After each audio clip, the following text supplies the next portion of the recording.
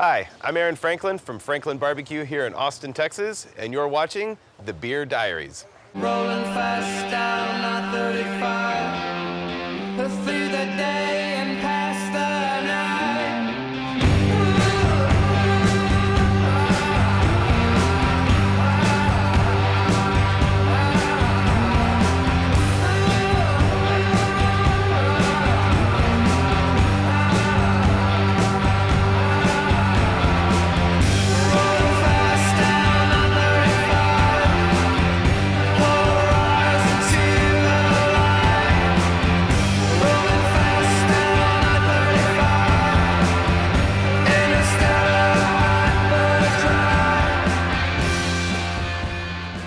Hey folks, I'm Greg Zeschuk from the Beer Diaries here with a real change of pace actually. We're at Franklin Barbecue here in Austin talking to Aaron Franklin, the pitmaster himself. He's right here in front of us. You've had a long day. I mean, you've been up for hours and hours. We're late afternoon, but you get up super early in the morning. Yeah, maybe. what kind of natural? Wait, what time is it? I got here about 2:30, 2:20 this morning, Wow. like that.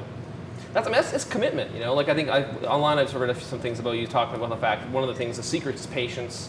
You know, taking care of the meat, like sitting there and like doing the right thing and doing what it takes. Is that, I mean, as a small business owner and as a pitmaster, is that the secret? No, no secrets about it really. I mean, it's long hours. Yeah.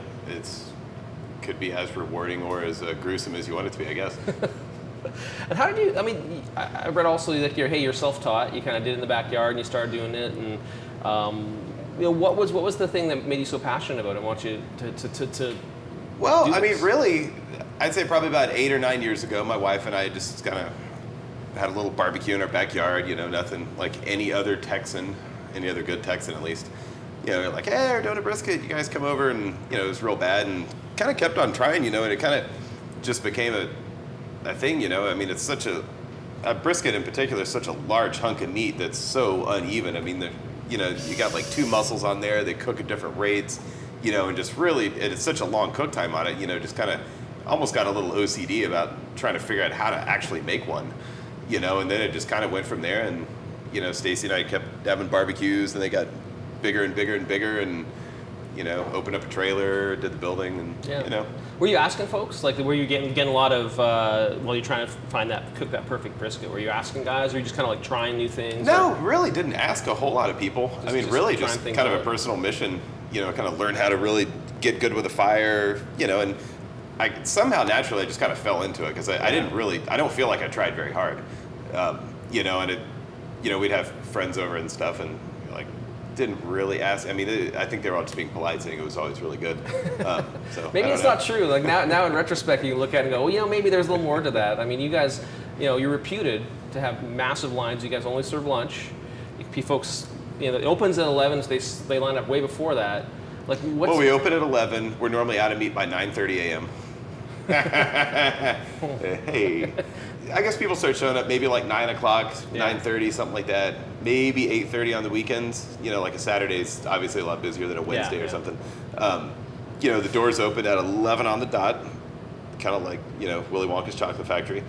Come in with a top hat and a cane and everything, and normally maybe 1:30, 2 o'clock, we're pretty much out of food. Wow. We've got somebody out in line kind of asking everybody, like, well, what are you going to get? What are you going to get? Okay, you're going to get this. And they kind of like, like, all right, well, you're probably the last guy for ribs. You're probably the last person for this. And then we have a pretty large buffer in there because people order more than they really tell us they're going to order. And we kind of like try to estimate what people are going to order. And like, all right, you're probably the last guy.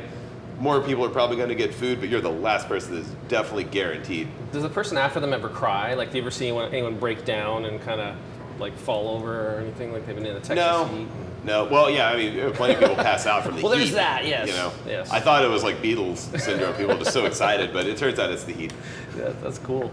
So, obviously, this has led to you becoming very well known. I mean, you've been very successful here. You're on a TV show. Like, I mean, as soon as you're a judge on a... Yeah, but is anyone really watching that show? Hey, I think there are, Maybe, I don't know. Well, Philip Barbecue nerds. Hey, there's a lot of passion for barbecue. There really is. It's been interesting. I'm actually Canadian, and to frighten you even more, I'm actually vegetarian. So this is What, are you serious? Yeah, I'm not allowed actually in here normally, but I snuck in. I can't work in these conditions. Yeah, I know, this is ridiculous. So I'm a Canadian vegetarian, but I can't believe our security guards didn't catch you on the way in here. I was in the film crew. I snuck in.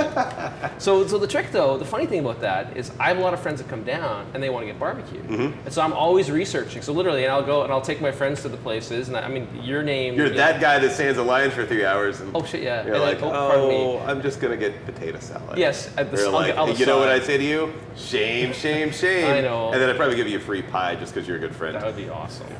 But I mean, the reality is, like, people will line up, people will come. Are you well known? Like, it's funny. I mean, you feel like you're in high demand? Like, are people trying to get? No, you not time? really.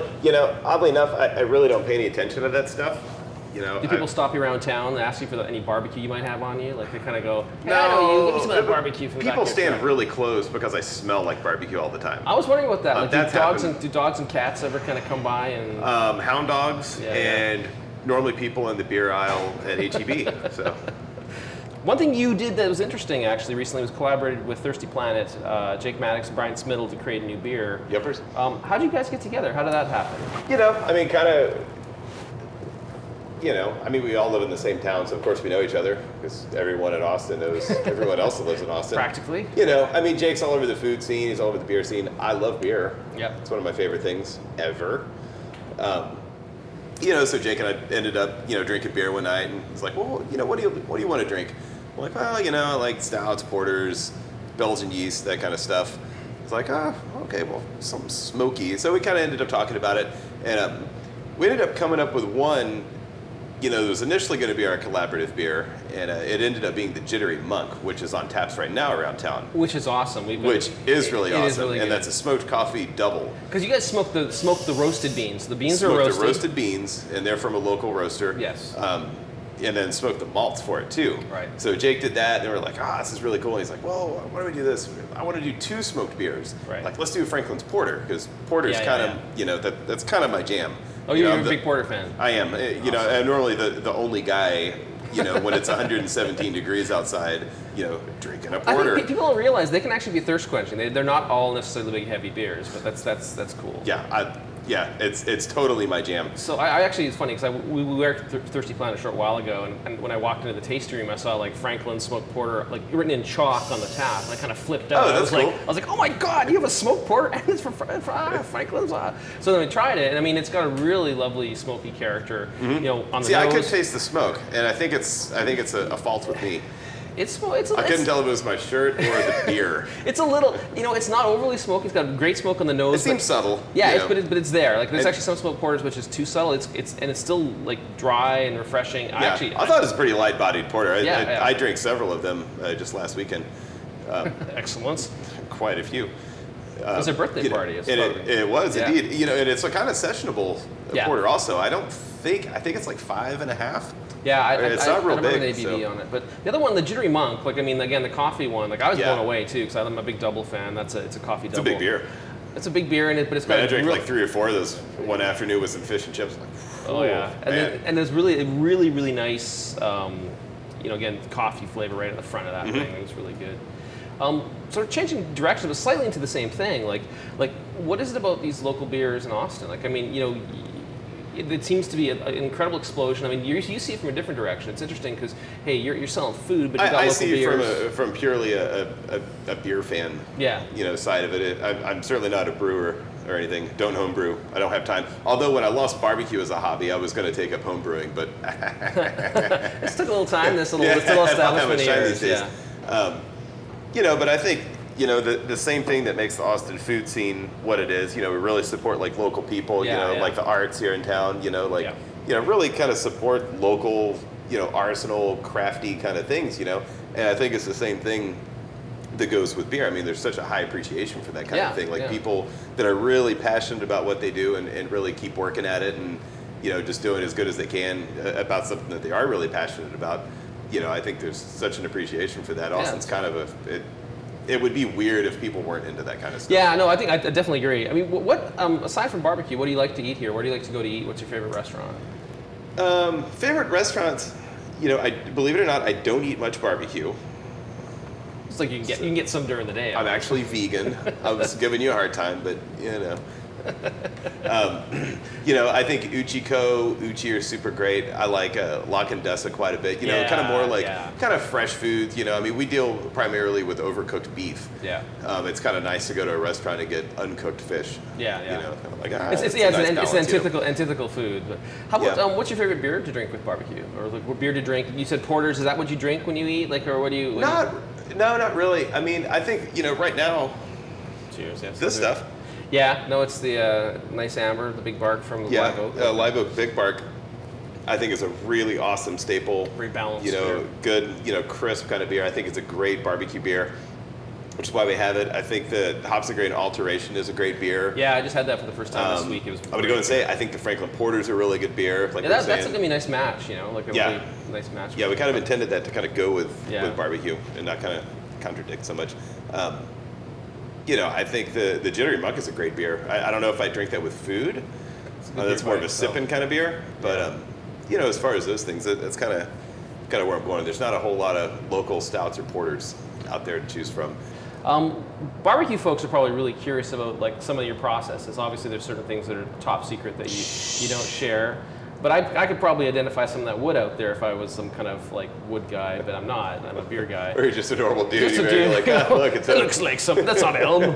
So what are some of the maybe staples that are public that you do to get the results you get? Well, I mean, really, the thing about us is that it's so painfully simple. We just really try super duper hard to make it as good as we possibly can. There's fire, obviously. It's from oak, post oak. We use offset cookers, so there's no electricity, there's no gas heat, there's no rotisseries. It's just super duper old school. It's only wood. And the rub that goes on the brisket is just half salt and half pepper. So it really is just it's like then some magic happens. Something happens with a fire, apparently, when you cook meat over it. Ancient secret. And we just cook it right. Yeah. We cook it till it's tender. We don't, just kind of learning how to work a fire. You don't want to cut the air off and create too much soot. You don't want to let it burn a certain way. You kind of figure out how to do it, I guess. And you guys are also really particular about the meat. Like you actually specifically source meat you think is, it's humane, well raised, taken care of. Like what are some of the things you do there? Yeah, well, I wouldn't, like if I go to the grocery store, I'm not going to buy something that came from some huge corporate like feedlot kind of stuff, and I don't want to feed other people that stuff either. Right. So we do all natural stuff. There's no growth hormones, there's no antibiotics. It's certified humane, all the stuff, blah, blah, blah, blah, blah. Our briskets are coming from Kansas right now. We're always kind of looking for other stuff. And, one of the main issues is, with barbecue is super inconsistent by nature. So you've got like a variable being a fire. You can't just set a knob and it doesn't stay steady. You got to take care of it. You've got, a constant, constantly changing wood source. Maybe it's green, maybe it's cured. Different seasons yield different types of wood, qualities and stuff. And then you take out the other constant, which would be like a feedlot conventional brisket that's got growth hormones and stuff, and it's got a certain amount of fat. It's cut to spec, but we don't have that. So that's probably our biggest battle in trying to make consistent food is the fact that we are using all natural stuff. So it creates a hurdle, but I think it's worth it. Oh yeah, for sure. Obviously, it's worth it because the lines you guys get. I think I'm curious. Obviously, it's reputed. It's funny showing up here today, and I see we're all out, sold out. Sold out. Famous sign. I've actually seen a picture of that before online in the foodie sites, and when the line is it wind way around?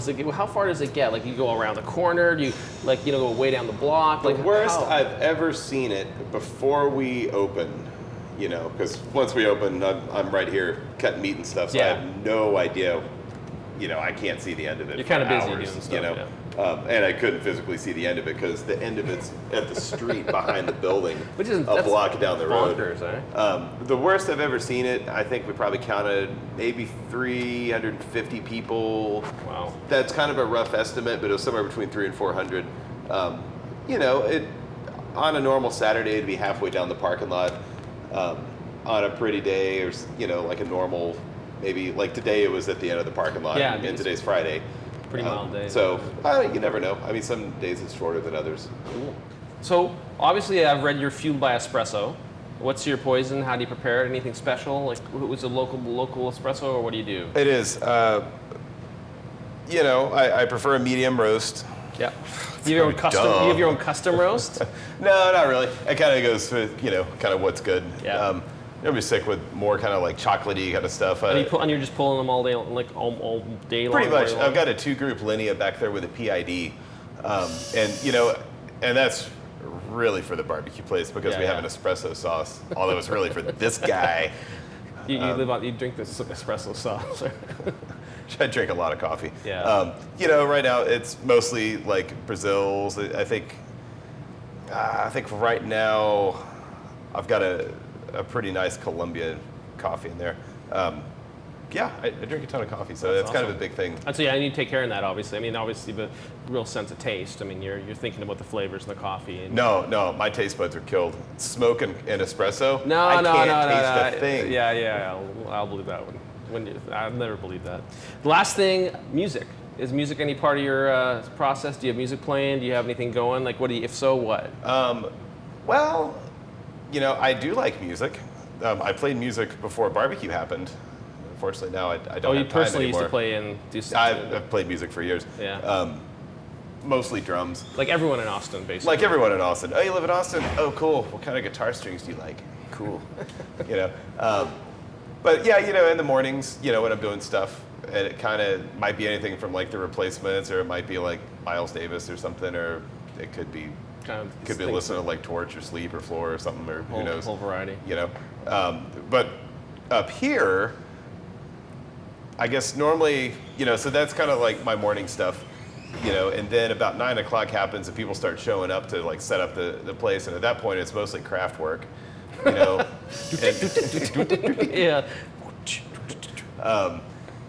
and then probably about 10:30 we turn on the real music for Yeah, service, and for that's pre-1964 country. Oh, really? I'll never know. Being vegetarian. I've got wide parameters. That's all right. That's cool. So that's about it. I mean, this has been a great chance to talk to you, learn a little bit what you do, the passion you put in what you make, learn about beer, what you like about beer, and that's about it. So I want to thank you. And what I like about music too. So yeah, a little bit of everything. We like to get to learn about folks on the show. So thanks. Cheers. Thank you for being on the Beer Diaries. Cheers to you. Thank you, folks. Bye-bye.